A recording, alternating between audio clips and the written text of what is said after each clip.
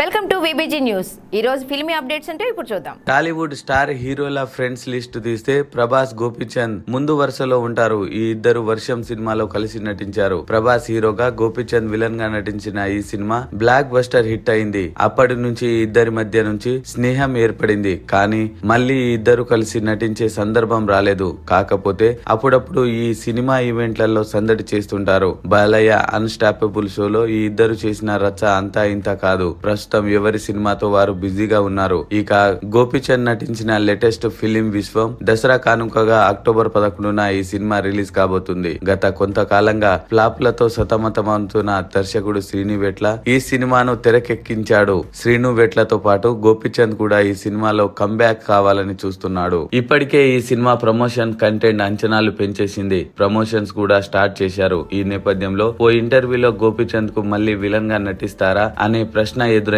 దానికి ఇంట్రెస్టింగ్ గా ఆన్సర్ ఇచ్చాడు మ్యాచ్ స్టార్. విలన్ రోల్ చేయాలని లేదు, కానీ ప్రభాస్ సినిమాలో అయితే విలన్ గా నటిస్తానని చెప్పుకొచ్చాడు. దీంతో మరోసారి ప్రభాస్, గోపీచంద్ బిగ్ స్క్రీన్ ఢీ కొడితే చూడాలని ఫ్యాన్స్ కోరుకుంటున్నారు. ఒకవేళ నిజంగానే ఈ ఇద్దరు తలపడితే బాక్స్ ఆఫీస్ బద్దలవుతుందని చెప్పడంలో ఎలాంటి డౌట్స్ అక్కర్లేదు. పైగా ప్రభాస్ పాన్ ఇండియా స్టార్ కాబట్టి గోపీచంద్ పాన్ ఇండియా విలన్ గా సెట్ అవ్వడం గ్యారెంటీ. మరి మరోసారి ప్రభాస్ కు గోపీచంద్ కలిసి నటిస్తారేమో చూడాలి.